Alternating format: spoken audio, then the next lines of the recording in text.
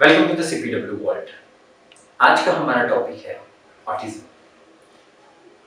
Autism एक मंदबुद्धि बीमारी है, बच्चों में ज़्यादा देखने को मिलते हैं। ये अडल्ट में भी होता है पर बच्चों में हमें ज़्यादा देखने को मिलते हैं। आज के वीडियो में हम बात करेंगे ऑटिज्म क्या है, उसे हम कैसे कम कर सकते हैं, उससे फैमिली को क्या, ऑटिज्म बच्चों के पेरेंट्स को क्या करना चाहिए, क्या नहीं करना चाहिए, ऑटिज्म बच्चों में क्या क्या चीजें हो सकती हैं, ये सारी चीजें कवर करेंगे। हमारे साथ हैं दत्ताराम पोंडे जी। वो हमें डिटेल में इस ऑटिज्म के बारे में बताएंगे। दत्ताराम पोंडे जी एक टीचर्स हैं जो ऑटिज्म बच्चों को स्पेशली देखते हैं। उनके कुछ स्कूल्स हैं। आइए उन्हीं से जानते हैं डिटेल में ऑटिज्म क्या है और दत्ताराम पोंडे सर ऑटिज्म बच्चों को और पेरेंट्स को कैसे हेल्प करते हैं। चलिए देखते हैं। हमारे साथ है दत्ताराम पोंडे सर। सबसे पहले तो आप बता दीजिए, आप ऐसा क्या करते हैं जिसकी वजह से हमें बहुत गर्व होता है। बेसिकली मेरा नाम दत्ता है और लास्ट में 22 ईयर से ऑटिस्टिक्स और मंदबुद्धि बच्चे रहते हैं जो physical handicap, autistic, intellectual disorder है, स्लो लर्नर्स है, उन बच्चों के लिए मैं काम कर रहा हूँ। और उन बच्चों के लिए जिस टाइप की उनको हेल्प लगते है वो तरीके का हम उनको एजुकेशन और अदर्स एक्टिविटी देते हैं। ओके, तो ये बच्चे जो होते हैं इनका थोड़ा सा और बता दीजिए सर, तो और थोड़ा डिटेल में, ताकि हमारे व्यूअर्स को समझ में आ जाए कि आप हम किस बारे में बात कर रहे हैं। बेसिकली जो आज की डेट में ऑटिज्म, जिसको हम स्वमग्न बोलते हैं, वो बच्चे ज़्यादा पैदा हो रहे हैं। जैसे कि पहले ज़माने में हमने देखा था कि मंदबुद्धि बच्चे हैं, जॉइंट फिजिकल हैंडीकैप है, जॉइंट है, ब्लाइंड है, डेफ एंड डम है। वैसे ये ऑटिस्टिक्स करके बच्चे हैं जिनको हम स्वमग्न बोलते हैं। ये बेसिकली जब पैदा होते हैं तो दिखने में एकदम नॉर्मल होते हैं, तुम्हारे हमारे जैसे। उनको देख के पता नहीं चलता कि ये कोई डिसेबिलिटी या कोई प्रॉब्लम्स वाले बच्चे हैं करके। लेकिन अदर जो डिसेबिलिटी है, जैसे ब्लाइंड है, हमको पता चलता है कि इनको दिखाई नहीं दे रहा है। कोई फिजिकल हैंडीकैप है तो पता चलता है इनका हाथ नहीं है, उनको ये हेल्प है। या कोई मेंटली हैंडीकैप बच्चा है जो डाउन सिंड्रोम जैसा या अदर डिसेबिलिटी का है, वो देख के पता चलता है कि इस बच्चे में ये प्रॉब्लम है करके। लेकिन मैं जिन बच्चों के साथ काम करता हूँ उसको ऑटिस्टिक्स बोलते हैं, स्वमग्न। ये जो बच्चे दिखने में एकदम नॉर्मल होते हैं, लेकिन इनका सबसे इम्पोर्टेंट ये है कि ये बहुत हाइपर एक्टिव बच्चे रहते हैं। उसके साथ साथ ये कम्युनिकेशन नहीं कर पाते, कम्युनिकेशन डिसऑर्डर एक डिसेबिलिटी में होते हैं। उसके साथ साथ जो अदर सेंस है हमारे, जैसे सुनने का सेंस है, टचिंग का सेंस है, स्मेल का सेंस है, देखने का सेंस है, नॉर्मल से ज्यादा इनमें होते हैं। तो उनको जो आप आवाज सुन रहे हैं, उनको शायद ठक ठक ऐसे आवाज आएगा तो वो ऐसे कान में उंगली डालते हैं। हमारे दांत में या हमारे इसमें जो शर्स होते हैं उनको ज्यादा रहते, तो बाइट करना है, एंड ऑफ द पार्ट के साथ खेलना है, सेंसरी इनको इशू होते हैं। जैसे कि नॉर्मली हम कोई भी कपड़ा पहन सकते हैं, लेकिन वो बच्चे वैसे नहीं होते। उनको स्पेसिफिक टचिंग का ही कपड़ा पहनेंगे ना तो निकाल के फेंक देंगे। तो ये इस टाइप के जो ऑटिस्टिक बच्चे हैं उनमें हम ज्यादा काम करता हूँ मैं। आई होप ये बहुत ही अच्छा तरीका है, बहुत ही अच्छा एक व्यू पॉइंट है जो हम ऑटिज्म को समझने के लिए। थैंक यू सर, ये आपने बहुत अच्छे तरीके से समझाया। ओके सर, अब हम जानते हैं ऑटिज्म के लिए आप ऐसा क्या करते हैं जो उनको काफ़ी हेल्प मिल जाता है ऑटिज्म बच्चों के लिए।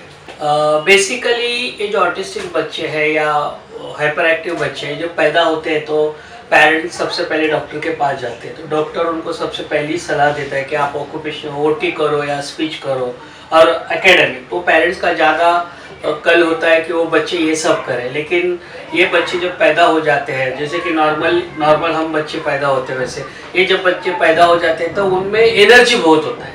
जैसे नॉर्मल बच्चे बात करके, अपने फ्रेंड के साथ बात करके, सोच के, पढ़ लिख के, दिमाग लगा के उनका एनर्जी चैनलाइज होता है। लेकिन इन बच्चे के बॉडी के अंदर जो एनर्जी है वो इन बच्चों का नॉर्मल से ज़्यादा हाई एनर्जी होता है। तो एनर्जी चैनलाइज होना बहुत जरूरी होता है।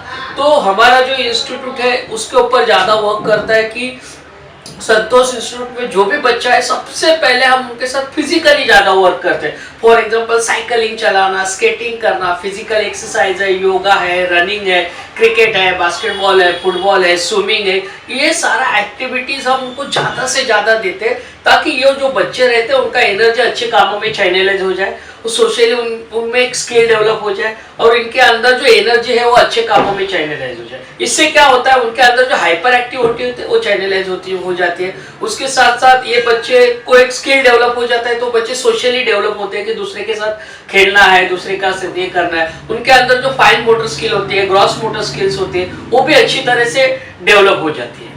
तो ये ज्यादा से ज्यादा हम उसके ऊपर काम करते हैं। सेकेंडली, इन बच्चे में बिहेवियर्स बहुत होता है, जैसे कि ये करना, वो करना, अलग अलग बिहेवियर्स होते हैं। तो वो बिहेवियर्स कैसे चैनलाइज की जाए, कैसे इग्नोर किए जाए, उनको उनमें कैसे बिहेवियर हम कम करें, उसके ऊपर एक वर्क करते हैं। उसके साथ साथ ये जो बच्चे रहते हैं उनको घर में क्या करना मालूम नहीं रहता कि घर में हम क्या करें करके, घर में खाली काम नहीं रहता, उनको कुछ नहीं रहता, तो कुछ ना कुछ करते रहते हैं, हाइपर एक्टिव होते हैं, ये खींचेंगे, वो खींचेंगे, किचन में जाएंगे, टीवी पे जाएंगे, उनको अच्छा लगता है वो करेंगे। तो पेरेंट्स को हम ये सलाह देते हैं और पेरेंट्स को ये ट्रेनिंग देते हैं कि होम बाउंड प्रोग्राम, कि घर में उनको हम कैसे क्या क्या सिखाएं। जैसे घर में जैसे कि हम जब घर में जाते हैं तो हमारे दिमाग में एक प्लान होता है कि सवेरे से शाम तक मुझे क्या करना है।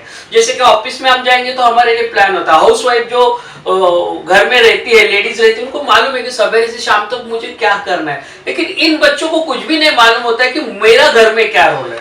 तो सबसे इंपॉर्टेंट है पेरेंट्स को और बच्चों को हम ये ट्रेनिंग देते हैं कि इन बच्चों को घर में भी कुछ एक्टिविटी सिखाई जाए। सिंपल एक्टिविटी है, जैसे किचन में जैसे ग्रीन पीस छीलना है, कटिंग करना है, पीलिंग करना है, वॉशिंग मशीन में कपड़ा डालना है, कपड़ा सूखने के लिए डालना है, सूखा हुआ कपड़े को फोल्ड करना है, फोल्ड किया हुआ कपड़ा अगेन अलमारी में रखना है, सिंपल पानी का बोतल भरना है, झाड़ू मारना है, क्लीनिंग करना है, खुद का कपड़ा धोने से हर एक छोटे जो काम होते हैं वो हम होम बाउंड प्रोग्राम के लिए करते हैं।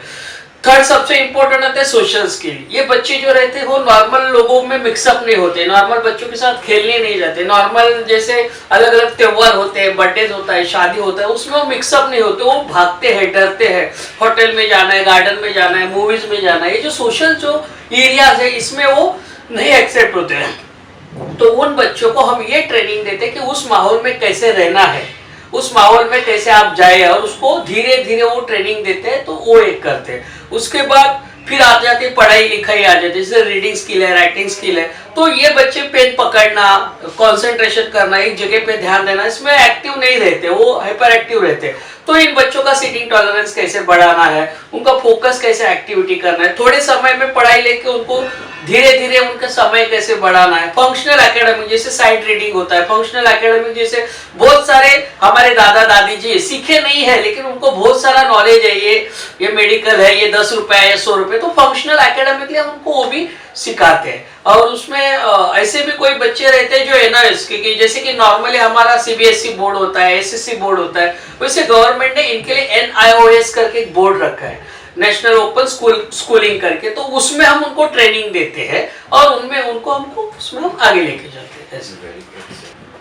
इन बच्चों को जब हम लोग इतनी सारी स्किल सिखाते हैं तो इम्प्रूव होने के कितने चांसेस हो सकते हैं? जो कंडीशंस हैं अभी उनमें से कितने चांसेस हैं हम इनको इम्प्रूव कर सकते हैं, या क्या ये पूरा तरीके से इम्प्रूव हो सकते हैं, या फिर अगर इम्प्रूव होते हैं, डेफिनेटली होते हैं इतने सारे एक्टिविटी में, तो नॉर्मल इंसान तो एकदम आसानी से इम्प्रूव हो जाता है, लेकिन कितने % तक इम्प्रूव हो सकते हैं बच्चे? बेसिकली ये ऑटिस्टिक बच्चे या स्पेशल बच्चे हैं कि लाइफ लॉन्ग के लिए उनके ऊपर कोई ध्यान देने वाला चाहिए ही चाहिए। ऐसे नहीं कि उनको लाइफ टाइम के लिए हम उसको पूरी तरह से इंडिपेंडेंट करें, लेकिन इन बच्चों का अगर हम उसका एज ग्रुप है, उसका डिसेबिलिटी कितना है, उसका आईक्यू कितना है, उसका फिजिकल स्ट्रेंथ क्या है, उसके ऊपर स्टडी करके अगर हम प्रॉपर एक प्रोग्राम प्लान बनाते हैं, एक टाइम टेबल मैनेज करते हैं और एवरी डे उनको अगर उस चीज के हम ट्रेनिंग दे देते हैं, तो ये 100% बच्चे उनमें 80-90% डेवलपमेंट होती ही है। क्योंकि हमने देखा है जो बच्चा साइकिल पे नहीं बैठता था वो बच्चा साइकिल चला रहा है, जो बच्चे को क्रिकेट में बैटिंग क्या होती है, बॉलिंग क्या होती है, फील्डिंग क्या होती है वो मालूम नहीं, वो बच्चा क्रिकेट खेलने लगा है। जो बच्चे ने किचन में सिर्फ खाना मालूम है लेकिन खाना कैसे बनाना है, ये कैसे बनता है ये नहीं मालूम, उस बच्चे को अभी पता चला है कि मुझे लहसुन छीलना है, मुझे सब्जी काटना है, मुझे ये चावल को क्लीन करना है, ये सारी चीज उनको धीरे धीरे हमने सिखाई है। बच्चे को ये मालूम है कि कपड़ा डायरेक्ट पहनना है, लेकिन हमने यहाँ आने के बाद उन बच्चों को ये भी सिखा है कि वॉशिंग मशीन में कपड़े कैसे धोए जाते हैं, वो सूखने के लिए कैसे डालते हैं, सूखने के बाद उसको प्रेस कैसे करते हैं, मतलब हर चीज, मतलब हम इन बच्चों को अपना शूज कैसे क्लीन करना है, कैसे धोना है, खुद का ब्रशिंग कैसे करना है, खुद को नहाना कैसे है, वो हर एक चीज इन बच्चों को हम ट्रेनिंग द्वारा सिखाते हैं। मैंने देखा है कि हमारा जो संतोष इंस्टीट्यूट जो रेसिडेंशियल है, जहाँ पे 24 आवर्स के लिए अराउंड 35 to 40 बच्चे, मुझे हेल्पर बहुत कम लगते हैं, क्योंकि ये बच्चे ना बहुत काम करते हैं, मतलब हर काम वो करते हैं, और नॉर्मल जो होते हैं उससे अच्छा फाइन वर्क उनका होता है, लेकिन उनको ट्रेनिंग दे दे के रिपीटेशन कर करके उनको हम सिखाते हैं ये सारी चीजें। वेरी गुड सर, बहुत ही अच्छा है।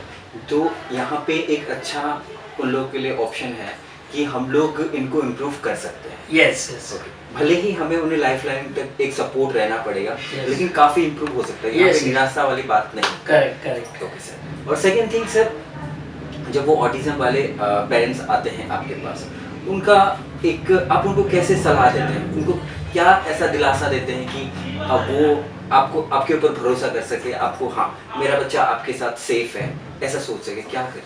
बेसिकली क्या होता है कि बॉम्बे में हमारे डिफरेंट लोकेशन में स्कूल्स है, हमारे वोकेशनल ट्रेनिंग सेंटर है, हमारे स्पोर्ट्स सेंटर है, हमारे डे केयर है, हमारे थेरेपी सेंटर है। जो हमारे पास जो पेरेंट्स आते हैं, अलग अलग एज के बच्चे होते हैं, अलग अलग डिसेबिलिटी में, ऑटिस्टिक्स में ऐसे नहीं कि हर एक बच्चा हाइपर होता है, तो उसमें भी एक लेवल होता है, माइल्ड ऑटिज्म होता है, सीवियर ऑटिज्म होता है, बॉर्डरलाइन ऑटिज्म होता है, तो उस टाइप के बच्चे आते हैं। लेकिन बेसिकली मैंने देखा है, तो हमारे पास जो बच्चे छोटे आते हैं, 7 या 8 साल के नीचे के पेरेंट्स आते हैं, तो उनका सबसे पहले टारगेट होता है मेरे बच्चे को लिखने पढ़ने के लिए आना चाहिए, या मेरे बच्चे को नॉर्मल स्कूल में जाना चाहिए, वही उनके दिमाग में होता है, क्योंकि उनकी जो फैमिलीज है या रिलेटिव्स है या उसके जो सोसाइटी के लोग हैं, उस बच्चों को देखने का अलग अलग नजरिया होता है, क्योंकि हाइपर है, कुछ करता नहीं, ये है, चिल्लाता है, ये करता है, वो करता है। तो उन पेरेंट्स को सबसे पहले हम काउंसलिंग वर्क करते हैं कि अभी आपका बच्चा क्या है और इस बच्चे को क्या आना चाहिए, अगर इस बच्चे को ये सारा स्किल आ गया तो उसको क्या फायदा होगा करके, क्योंकि बहुत कम लोग होते हैं जो उसके बारे में सोचते हैं। जैसे मैंने ADL, activity in daily living, के आपके बच्चों को खुद से ब्रश करना आना चाहिए, कपड़े डालने के लिए आना चाहिए, अपना पॉटी क्लीन करने के लिए आना चाहिए, नॉर्मल बच्चे जैसा वो अपना खुद का खुद सब काम करना चाहिए, ये है। उसके साथ साथ घर में उसको एक्टिविटी आना चाहिए, स्पोर्ट्स उसको खेलने के लिए आना चाहिए, cycle, cricket, basketball, football, skating वगैरह। ये सब जब उन पेरेंट्स को ये जब काउंसलिंग देते हैं, तब जाके पेरेंट्स को पता चल रहा है, मैं जो जा रही हूँ ये वे से नहीं जाना है, मुझे दत्ता सर बोल रहे ये वे से अगर जाएंगे तो मेरे लिए फायदा है। तो सबसे पहले ये छोटे ग्रुप्स का होता है, लेकिन ये बच्चे जब 10 साल से बड़े होने लगते हैं तब वो ज्यादा हाइपर एक्टिव होते हैं, क्योंकि बचपन से लेके उनको अलग अलग तरीके का दवा देना, homeopathy, allopathy, different hyper activity है, ये दवा, ब्रेन डेवलप करना, ये दवा। तो इससे क्या होता है, ये बच्चों का जब हार्मोनियम चेंज होता है तो ये बच्चे सडनली हाइपर हो जाते हैं, एकदम रिग्रेट हो जाते हैं। वो मतलब जिस घर में जैसे उनको ये मिलता है, मतलब जिस घर में बच्चों को मारा जाता है, जिस घर में बच्चों को चिल्लाया जाता है, जिस घर में अच्छे टीचर्स नहीं मिलते, ये नहीं मिलते, तो ये बच्चे सडनली हाइपर हो जाते हैं और रिएक्ट करने लगते हैं। और उस समय पे उस पेरेंट्स का ये हमको समझाना पड़ता है कि इस बच्चे को आपके सिवा उसको रहना सिखाना पड़ेगा, आपके सिवा वो अपनी जो नीड है वो दूसरे को बताने के लिए सिखाना पड़ेगा, आपके सिवा वो अपने खुद के हाथ से कैसे खाना खाए, खुद का सब कैसे काम करे वो सिखाना पड़ेगा। तो उस पेरेंट को हम अलग सलाह देते हैं। जिस टाइप के हमारे पास पेरेंट्स आते हैं उस तरह से काउंसलिंग करके हम उनको ये कॉन्फिडेंस दिलाते हैं कि अगर आप ये काम करोगे तो आपके बच्चे के लिए ये सही होगा। और जैसे कि हम नॉर्मली जब नॉर्मल बच्चे हमें पैदा होते हैं तो हम क्या सोचते हैं कि हमारा बच्चा अभी जब मुझे जैसे कि आर्या करके नॉर्मल लड़की है तो वो अभी 13 साल की, तो मैं उसके बारे में क्या सोचता हूँ कि एक अच्छा पढ़े लिखे, अच्छा एक एजुकेशन करे, एक अच्छा जॉब करे और अपने हस्बैंड के साथ अपनी लाइफ पूरी ये करे। वैसे ही हम पेरेंट्स को बताते हैं जब आपको ऐसा बच्चा पैदा हो जाता है तो आपको क्या सोचना चाहिए कि आपका बच्चा इंडिपेंडेंट बने, खुद का खुद सब काम करे, खुद का कुछ ये करे और आपके बिना वो रहने के लिए सीखे और आप उसको एक माहौल मिले, उसको एक घर मिले जहाँ पे वो अपनी लाइफ जी सकता है। तो इस तरह से काउंसलिंग करके बहुत सारे पेरेंट्स को फिर उनको कॉन्फिडेंस आ जाता है, नहीं दत्ता सर बोल रहे हैं बराबर बोल रहे हैं करके, देन बहुत सारे एडमिशन होने के चांसेस रहते हैं। सर आपने जो भी अभी बताया उससे तो डेफिनेटली, वैसे तो आपको 25 ईयर्स का एक्सपीरियंस है, पर ऐसे तो हमें एक्सपीरियंस से भी ज़्यादा हमें आपकी बातों से लगता है कि आप बच्चों के लिए बहुत परफेक्ट है, क्योंकि आपको बच्चे के बारे में बहुत कुछ पता है, वैसे ऑटिज्म बच्चों के बारे में बहुत कुछ पता है, तो डेफिनेटली आप पे बिलीव किया जा सकता है क्योंकि आपको ऑलरेडी इतना सारा पता है, तो आप वो कर भी सकते हैं डेफिनेटली। ओके सर, अभी हम लोग ने इन बच्चों के लिए फ्यूचर में और क्या ऐसा प्लान किया हुआ है जो इनको और हम अच्छा सुविधा अच्छे से ग्रो कर सकें? बेसिकली जब मैं इस फील्ड में आया तो 1997 में मैं इस फील्ड में आया, डिप्लोमा इन स्पेशल एजुकेशन करके। देन मैंने कम से कम 12 स्कूल में काम किया। I will not satisfy any school actually, जब मैं काम करता था तब। सर आपका एजुकेशन? मेरा डीएड स्पेशल एजुकेशन हुआ है, बीएड स्पेशल एजुकेशन हुआ है, एमएड स्पेशल एजुकेशन हुआ है, मेरा बीए साइकोलॉजी हुआ है, मेरा क्लिनिकल साइकोलॉजी। सिर्फ मेरा इस फील्ड में पीएचडी करना बाकी है, बाकी सब मैंने एजुकेशन किया है। तो जब मैं इस फील्ड में आया तभी मेरे दिमाग में, मैंने जब अलग अलग स्कूल में काम किया, अलग अलग एज के बच्चों के साथ काम किया, अलग अलग पेरेंट के साथ मैंने जब वर्क किया, तब मुझे पता चला इन बच्चों की नीड अलग है, ऑटिस्टिक बच्चों की नीड अलग है, उनको सिखाने का तरीका अलग है, उनकी पेरेंट्स की नीड अलग है। और इन बच्चों के लिए एक ऐसा रेसिडेंशियल बनाया जाए जहां पर उनको हर सुविधा मिले, जिससे उनको खेलने के लिए ग्राउंड मिले, कंप्यूटर मिले, अच्छे अच्छे रहने के लिए घर मिले, अच्छा प्रॉपर खाना मिले। तो इन बच्चों के लिए और पेरेंट्स के लिए, ऐसे दोनों के लिए मेरा एक सपना है कि कम से कम 100 बच्चों के लिए एक अच्छा मैं रेसिडेंशियल बना और मेरे 25 या 50 पेरेंट्स के लिए एक अच्छा ओल्ड एज होम बनाओ, ताकि मैं भी उस ओल्ड एज में रहूं और पेरेंट्स को लास्ट स्टेज में ऐसे लगे कि यार मेरा बच्चा यहाँ सेटल है और यहाँ पे मैं खुश हूँ। तो यही मेरा एक सपना है और मेरा विजन है। वेरी गुड, ये तो बहुत ही अच्छा विजन है सर। ये तो ऐसे हमारे कंट्रीज में ऐसे बहुत ही कम लोग होते हैं जो इस फील्ड में इस तरीके से सोचते हैं, तो ये आपका विजन तो सर सैल्यूटेड, बहुत अच्छा है सर। सर आपके, जैसे आपने थोड़ी देर पहले बताया था आपके सेंटर्स है, कौन से एरिया में आपके सेंटर्स? बेसिकली मैंने जब इस फील्ड में काम किया तो मैं अलग अलग जगह पे ट्यूशंस के लिए जाता था, अलग अलग एरिया में स्कूल्स में मैंने काम किया। देन जहाँ जहाँ मैं ट्यूशन के लिए जाता था, एक आदमी दिन में 3 या 4 लोगों को सिखा पाता था, या 5 लोगों को या 6 लोगों को मैक्सिमम। लेकिन मुझे ऐसे लगा यार एक दत्ता है, अगर मैं ऐसे 100 दत्ता बनाऊंगा तो शायद वो 100 लोग 500 लोगों को सिखा सकते हैं, या तो मैं 150 लोगों को ट्रेन करूँ तो वो 600 बच्चों को के पास तक जा सकते हैं। देन मैंने बेंड्रा ईस्ट में महात्मा गांधी विद्या मंदिर है जो नॉर्मल स्कूल है, वहाँ पे 2 क्लास लेके वहाँ पे मैंने मेरा पहला स्कूल शुरू किया, जहाँ पर हमने बच्चों को sports activity, reading, writing skill वगैरह शुरू किया। देन ओपेरा हाउस में मारवाड़ी विद्यालय, वहाँ पे मैंने शुरू किया। फिर विले पार्ले में आस्था करके एक संस्था है, उनके साथ कोऑर्डिनेटर करके वहाँ पे शुरू किया। देन मैंने कांदिवली में सेंट मेरी हाई स्कूल है, जहाँ पर अनिल गर्ग जी सर है, उनके योगदान से, उनके सपोर्ट से मैंने वहाँ पे एक स्कूल चालू किया। देन मैंने मीरा रोड में एक प्राइवेट प्रॉपर्टी जगह लेकर वहाँ एक चालू किया। उसके साथ साथ डोंबिवली में आदर्श विद्यालय है, उसमें मैंने शुरू किया। उसके बाद थाना में डॉक्टर हिरजानी है, जिनका बड़ा सेंटर है, मेडिकल एक सेंटर है, वहाँ पे मैंने 2 क्लास लेके मैंने वहाँ शुरू किया। बेलापुर में हमारे जो पीपल्स एजुकेशन करके पवार सर है, उन्होंने मुझे जगह दी, वहाँ चालू किया।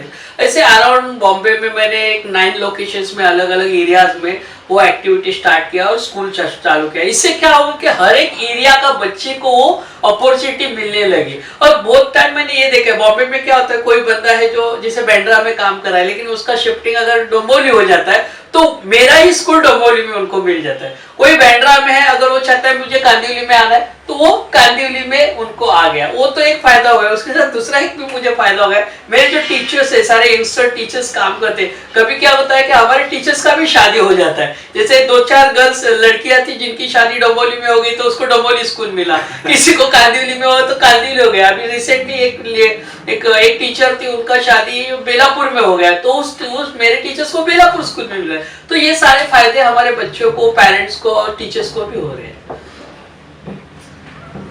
अभी लास्ट क्वेश्चन है, आप ऐसे माँ बाप को, ऐसे पेरेंट्स को आप क्या मैसेज देना चाहेंगे? मेरा एकदम दिल से सारे पेरेंट्स को रिक्वेस्ट है कि जब आपको ऑटिस्टिक बच्चा पैदा हो जाता है या कोई फिजिकल चैलेंज या बच्चे पैदा हो जाते हैं, तो सबसे पहले आपको एक एक्सेप्टेशन चाहिए कि मुझे बच्चा पैदा हो गया, दुनिया में शायद मैं बेस्ट पेरेंट्स था, इसके लिए मुझे बच्चा पैदा हो गया। सबसे पहले ये मैसेज है। दूसरा कि जब आपके पास ये बच्चा रहता है, आपके साथ ये बच्चा रहता है, तो उसके साथ खुश रहना बहुत जरूरी है। आपको हैप्पी रहना है, क्योंकि बच्चों को फीलिंग्स पता चलती है कि मेरे माँ बाप कैसे हैं, कैसे नहीं, तो आपको खुश होके उनके साथ लाइफ बिताना है। और सबसे इम्पोर्टेंट ये चीज है कि आपके बच्चों का स्किल डेवलपमेंट होना चाहिए। जैसे कि वो आप क्या सोचते हैं अभी ये छोटा है, अभी छोटा है, छोटा जब छोटा है तभी मजा आता है सिखाने के लिए, और वो लर्निंग पीरियड्स होता है। तो जब बच्चा छोटा है तो सबसे पहले आपको उसको सारी स्पोर्ट्स एक्टिविटी सिखाने, cycle, skating, cricket, basketball, football, whatever जो आपको अवेलेबल है वो उसको प्रॉपर वे से ट्रेनिंग देना है। उसके साथ सेकेंड ये आ जाता है ADL, activity in daily living. Brushing कैसे करना है, कपड़े कैसे पहनना है, खाना कैसे खाना है, पॉटी कैसे क्लीन करना है, ये सिखाना है। उसके बाद थर्ड चीज आती है होमबॉर्न प्रोग्राम, कि आपके बच्चा घर में क्या काम करे, तो उसको होमबॉर्न प्रोग्राम की तरह घर में उसको सिखाना है। चौथा स्किल आता है सोशल स्किल, जैसे सोशली बच्चों को हम कैसे ट्रेन करें, उसको कैसे उनका स्किल डेवलप करें कि वो मूवीज के लिए जाए, वो थिएटर में जाए, वो होटल में जाए, वो मंदिर में जाए, वो मस्जिद में जाए, वो फिश मार्केट में जाए, वो ग्रोसरी शॉप में जाए, वो मॉल्स में जाए, ये करना है। और उसके बाद एकेडमिक, फंक्शनल एकेडमिक, उसके ऊपर आपको आना है, क्योंकि शुरुआत ऐसी करनी है। लेकिन बहुत सारे पेरेंट्स पहले एकेडमिक के पीछे लगते तो ये बेसिक स्किल वैसे ही रह जाते। अगर उसका स्किल डेवलप हो गया तो बच्चा लाइफ में कहीं पे भी वो रह सकता है। तो सबसे पहले तो हमें एक्सेप्ट करना है, हमें खुद को समझना है कि हमारे ये जो बच्चा है ये भगवान की देन है, अभी हम उसे एक्सेप्ट करें, राइट। उसके बाद अगर हमें लगता है कि इसको एकेडमिकली ट्रेन करना है, हमें समझ में नहीं आता है, तो वो डायरेक्टली हमारे सर को कांटेक्ट कर सकते हैं। वो आपको टोटली गाइड करेंगे कैसे करना होता है। उनके पास इतने सालों का एक्सपीरियंस है, एजुकेशन सिस्टम अच्छा है, उनका माहौल अच्छा है, तो डायरेक्टली हमारे सर को आप कांटेक्ट कर सकते हैं। आपको एक्सेप्ट करना है उस बच्चे को, क्योंकि आपकी फीलिंग तुरंत ट्रांसफर हो जाएगी बच्चे पे, वो समझ जाएगा। अगर उसको भले वो ऑटिज्म है लेकिन तो भी उसे समझ में आ जाएगा। Thank you sir, thank you. ये थे दत्ताराम पोंडे सर। जैसे उन्होंने बताया हुआ है सारी बातें ऑटिज्म के बारे में, उनमें से पूरे कन्वर्सेशन में अगर हमें कुछ सीखना है तो हम एक बात पे मेन फोकस रख सकते हैं। अगर आपको लगता है कि आपकी फैमिली में किसी को भी ऑटिज्म के कोई सिम्टम्स हैं या फिर ऑटिज्म है, तो सबसे पहले तो हमें उसको डिटेक्ट करना बहुत जरूरी है, वो ऑटिज्म है भी या नहीं। उसे जब एक बार फाइनल हो जाएंगे, जब एक बार आपको पता चल जाएगा कि आपके बच्चे में ऑटिज्म या फिर आपके किसी भी फैमिली मेंबर्स में ऑटिज्म की प्रॉब्लम्स है, सबसे पहला काम होता है कि खुद को एक्सेप्ट करना कि हाँ, मैं वो पेरेंट्स हूँ, मैं उन पेरेंट्स में से हूँ जिनके बच्चे को ऑटिज्म है। सबसे पहले हम खुद को एक्सेप्ट करना है। उसके बाद सबसे ज्यादा ऑटिज्म बच्चों में, ऑटिज्म पेरेंट्स को, ऑटिज्म बच्चों के पेरेंट्स को सबसे बड़ा रोल होता है। तो अगर आपको लगता है कि आपके बच्चे को सबसे ज्यादा कोई हेल्प कर सकता है तो वो ऑटिज्म बच्चों के पेरेंट्स होते हैं, वो ही मेन हेल्प कर सकते हैं इसमें। बाकी हेल्प तो करेंगे लेकिन सबसे ज्यादा हेल्प ऑटिज्म बच्चों के पेरेंट्स को करना होता है। इंपॉर्टेंट इंफॉर्मेशन के लिए दत्ताराम पोंडे सर को दिल से थैंक यू।